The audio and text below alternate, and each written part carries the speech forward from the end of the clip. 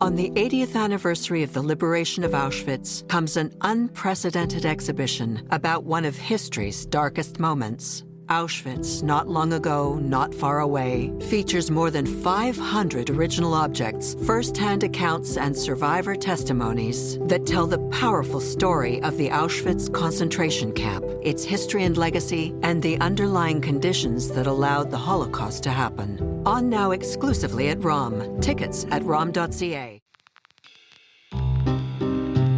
There has been a very rigid groupthink around what is right thinking and allowed and in terms of scripts and green lights. I don't know that the Jewish identity fits into this question. Hi, I'm Phoebe Maltz Bovy, opinion editor of the Canadian Jewish News. You're listening to The Jewish Angle, a podcast from the CJN that looks at the complicated place of Jews in today's cultural and political landscapes.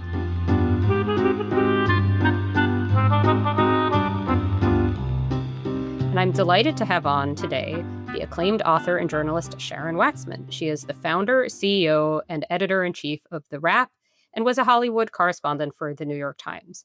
Her recent op-ed in the Times with the really sticks with you headline, Hollywood is hot, horny, and white again, gets at something we've been talking about a bit on this podcast already, like the vibe shift. We will talk about what all of that means and unpack it.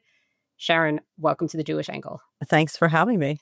So I wanted to just start by asking you a bit about yourself, because when I was looking at your career trajectory, a lot of people sort of start in kind of the entertainment realm and then maybe move into other areas of journalism. You've done the reverse. You started in a whole bunch of different areas of journalism. You were a foreign correspondent in the Middle East, among other things. How did you end up covering Hollywood, and what is it about it that captivates you? Yeah, well, so it's interesting to be invited on the Canadian Jewish News podcast. My very first work as a journalist was for the Cleveland Jewish News in the city where I grew up, where I thought I would try this new thing that somebody suggested, try journalism.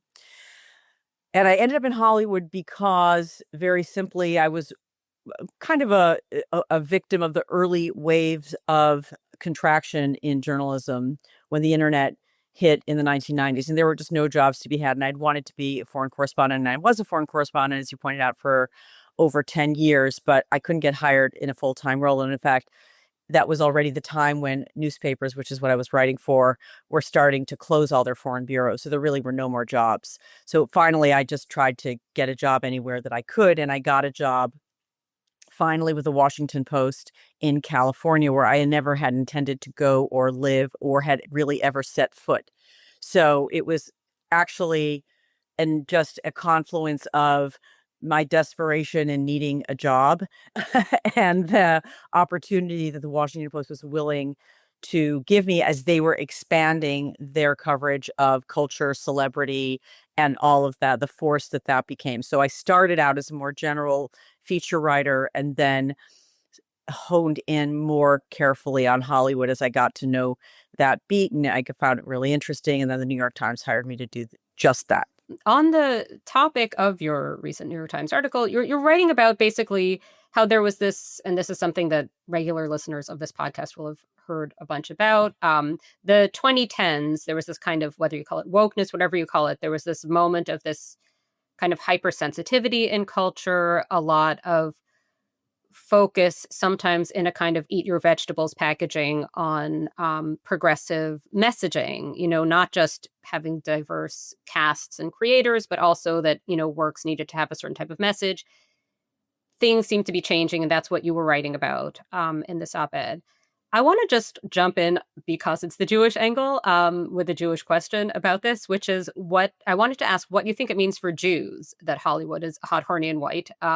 Specifically, are Jews white in these definitions? And I would have assumed, and this is just going to be a little long because it's a little bit complicated. So I would have assumed yes, because I think of things like Lena Dunham's show Girls, or the sort of retroactive 2010s reassessments of like Friends and Seinfeld, saying these shows were so white. And, I'm thinking like, well, they were, but, with a little asterisk, whatever. But then, as you write about, there was that Sydney Sweeney Jeans ad about her blue eyes being alluded to, and even though, yes, you have that the American Eagle Outfitters has it Jewish owner, whatever, probably was not surreptitious Nazi messaging. There's something else in the culture that's this kind of veneration of a type of whiteness that excludes Jews, potentially. So what's happening? You're raising a whole lot of points about whether Jews are considered white or not white. And that's a very broad and very deep and very thorny issue. I was writing about the fact that Hollywood has swung away from this hyper progressive, hyper woke. There has been a very rigid groupthink around what is right thinking and allowed, and in terms of scripts and green lights. I don't know that the Jewish identity fits into this question, because it had a lot to do with blackness, brownness, gayness, transness. As I point out, there was a lot of very, I'd say in the 2010s that you're referring to, a lot of very deliberate and thoughtful and intentional green lighting of stories around the trans characters, trans storylines, and Native American shows written by a Native American. These are things that you really didn't see a lot of. And I've had also people call me up or write me saying, well, why didn't you write about Taylor Sheridan and the whole Yellowstone thing? And it doesn't mean that every single thing in Hollywood was greenlit with a woke mindset, but there certainly was a very big impact of people thinking, I need to be an anti-racist. That came in the wake of George Floyd's death, or killing, I should say. But it was before that as well, that these ideas that were basically liberal ideas of let's be open to other experiences, let's be open to other identities. So, for example, if I tend to look at things in kind of arcs of time, and part of that has to do with my getting older and having the benefit of seeing a decade and a decade and a decade. Someday you'll see that too, but you're too young now. I'm 42. I see some decades, but you're gonna see. Well, when you're a little older, I think you'll see. It's funny how as I've gotten older, time just kind of collapses, and I start to see, oh, well, that century was about that. You think in centuries, but in terms of my own experience, it's really easy for me to see now what I didn't see in the 1990s when I wrote a book about the filmmakers who were marking the decade and who were really changing the culture. And that is a book called Rebels on the Backlot. Oh, I had it right over there. And it's about 6 filmmakers who defined filmmaking culture in the 1990s. And it's Steven Soderbergh, Quentin Tarantino, David O. Russell, David Fincher, Paul Thomas Anderson, and Spike Jonze. I'm glad I remembered all of them. I wrote the book so long ago. They're all white guys. And I was very conscious at the time that I had 6 white guys and nobody who would fit into my thesis who was of color or a woman. When I have thinking about doing a second version of this book in the 20s, 2000s, 2010s, it's all about filmmakers of color. It's Ava DuVernay and Ryan Coogler and Guillermo del Toro and Ryan Murphy, who's white but gay, and very much that infuses his work, that kind of sensibility. And those were the new stories. Those were the new experiences. It's like we had mined the white guy experience for a long time. It's kind of tired. And Hollywood is on the hunt for new ideas. At the same time, it goes together with this virtuous feeling of I am expanding the lens and I am finding new audiences, which is also true, right? The Latino audience is massive. It's underserved. The Black audience is really substantial. It was underserved, but deeply from this perspective of we are doing the right thing. And then that kind of evolved and morphed and kind of slid over into this kind of feeling of these are the only stories that you can consider. And if you don't, you're transphobic, you're homophobic, you're not being a good anti-racist. And I think there is a fatigue with that. And I'll throw women's stories in there too, which is to be regretted because we need a diversity of stories. And so I think it's just about this pendulum swing.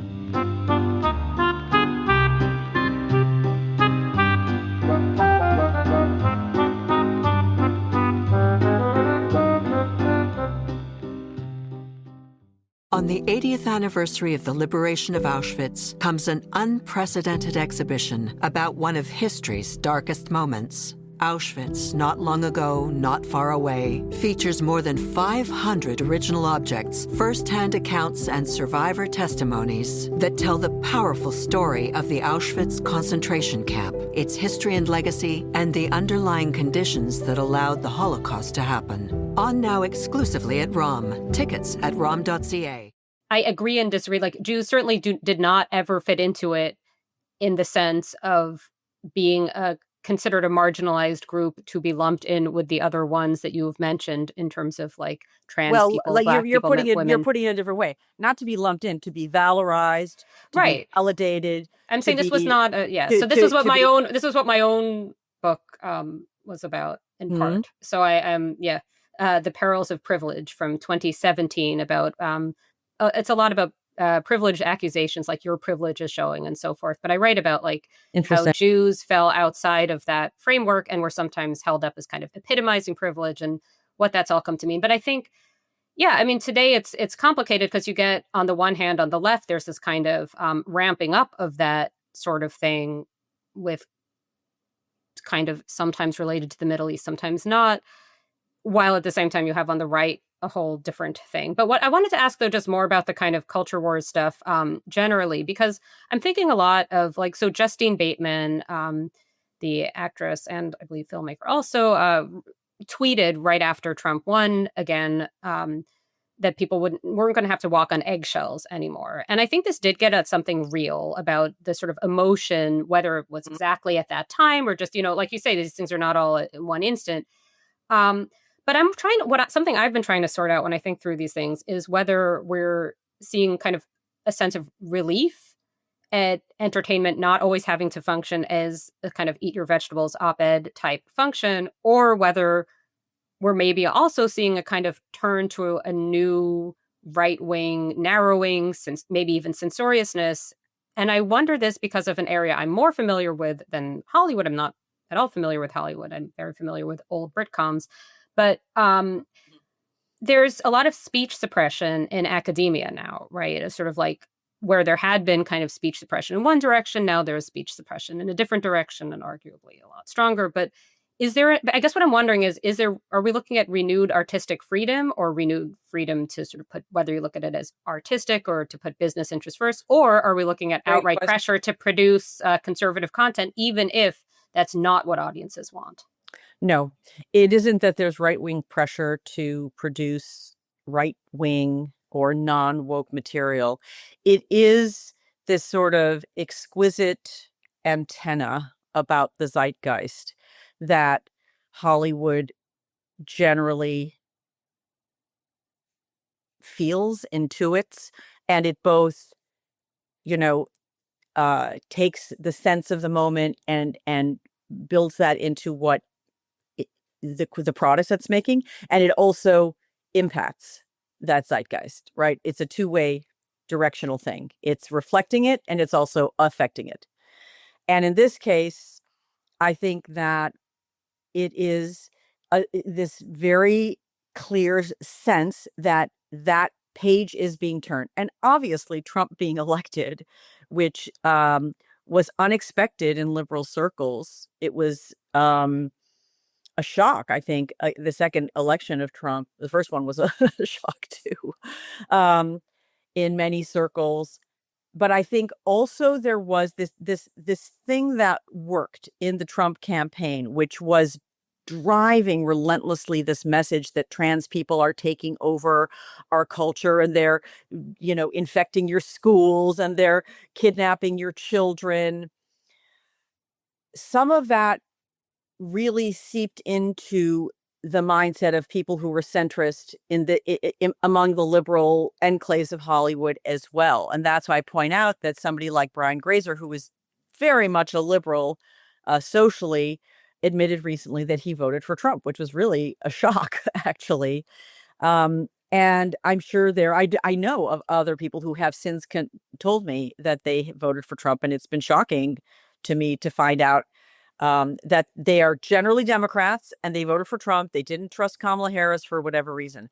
So if that is true, right? If there are people who are talking to me who are powerful forces, like, Brian Grazer doesn't run a studio, but he's definitely a very influential person in the industry. That means are probably that is some kind of sense that maybe that pendulum swung too far left, and I don't think this is right for the country, and it's going to impact everything that they do. And so, and where the sort of the Jewish question sits in all of that is complicated. I'm working on a piece right now about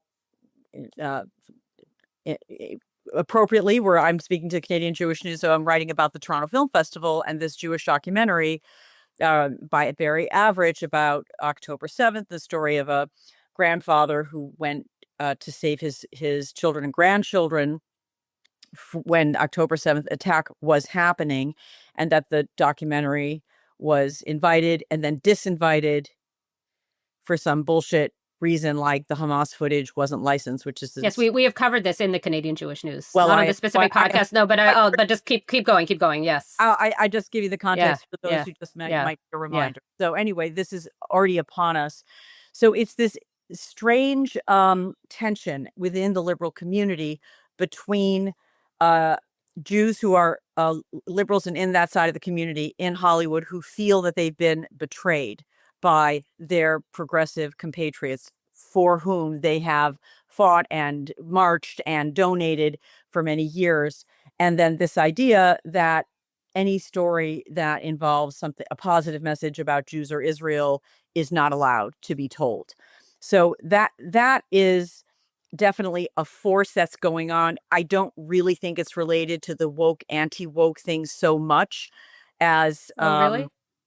I don't. I think it's so related because I think it is this whole thing of Jews and DEI and Jews feeling kind of adrift, and then that gets kind of perhaps weaponized or at least exploited in some way on the right, with sort of going from DEI for everybody but Jews to a kind of sensitivity, but only to Jews from the right under certain circumstances. Like, I think it's all very wrapped up together. However, I don't think it's wrapped up in a way that's that can be neatly summarized. You know what I mean? Like, I think it's all related, but it's complicated. Well, I'd say it's complicated because there are so many Jewish stories, Jewish culture that has been portrayed in television shows and in movies, and in a way that from Mel Brooks on, Mrs.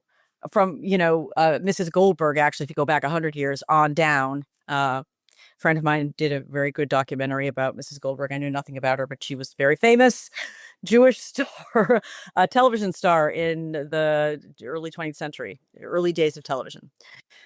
So that is so much part of the fabric of the entertainment kind of machine that I see a difference between that and sort of the woke conversation of being more inclusive in stories that had not been able to be told before, like stories of, gay marriage, or, sort of normalizing gay culture or Black culture, things like that. I get what you mean. I guess what I'm saying is I think it's all interwoven in a way that's complicated, where Jews, not to do always the David Baddiel Jews don't count, because I don't think it's so simple as the Jews should count. It's just, it's like a different whole conversation.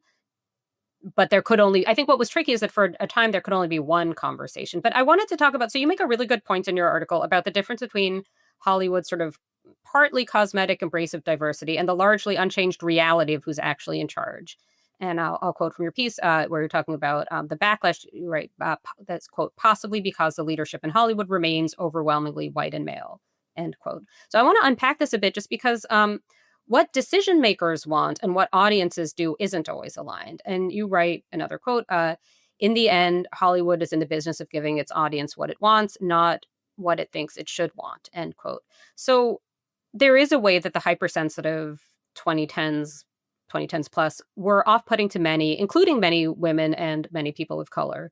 And I know a lot of them. A lot of these people are my friends. A lot of them are myself personally. But there was also genuine enthusiasm for greater representation.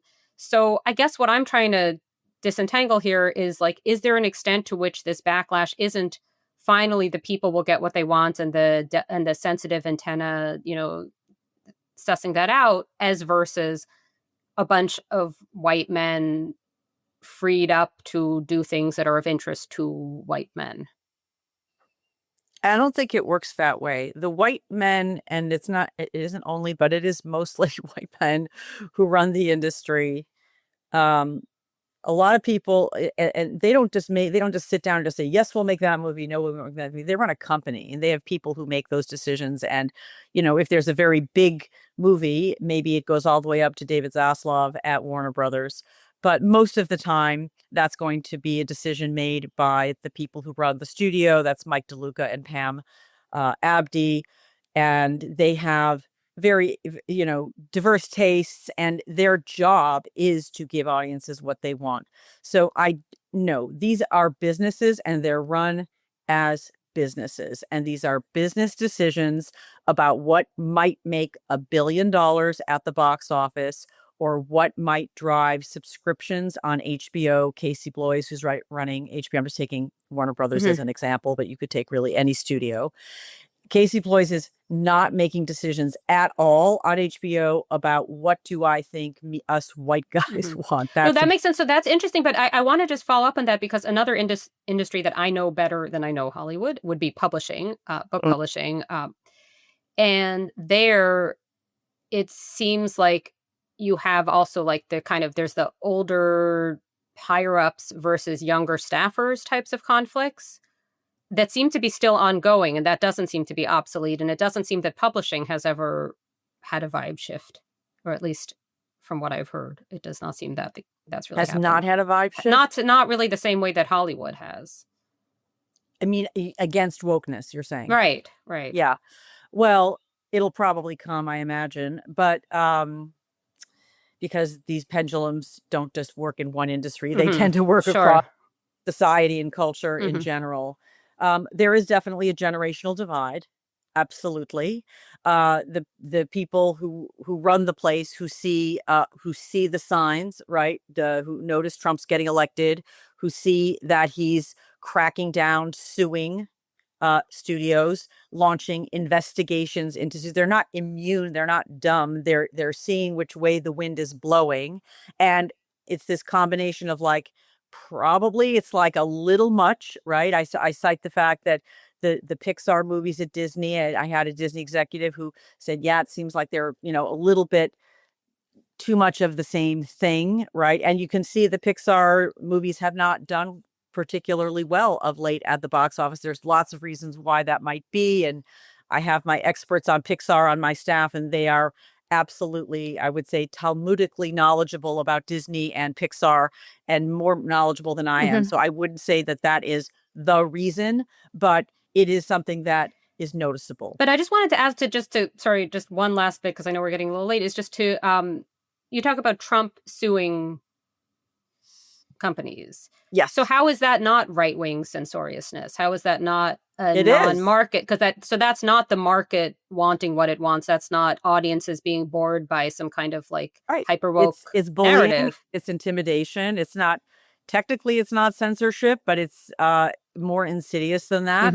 It's very much aimed at a particular goal, which is to get the company, these entertainment and news companies, in line with what Trump thinks they should be doing.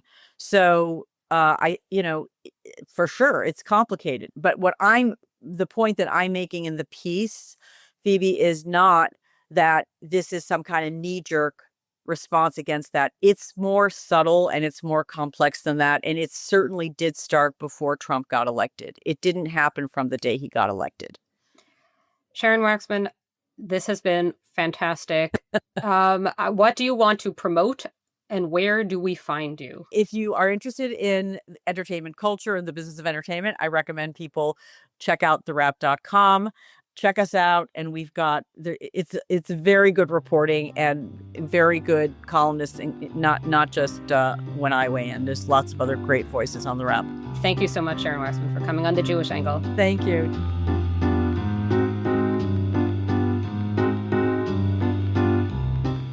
Thank you for listening to The Jewish Angle, a podcast from the Canadian Jewish News. This has been Phoebe Maltz Bovy, opinion editor of the CJN and a contributing editor of Scribe Quarterly, the CJN's print magazine. The show is produced and edited by Michael Fraiman. Our music is by Frank Fraiman. If you've enjoyed this episode, please subscribe to The Jewish Angle wherever you get your podcasts. Thanks for listening.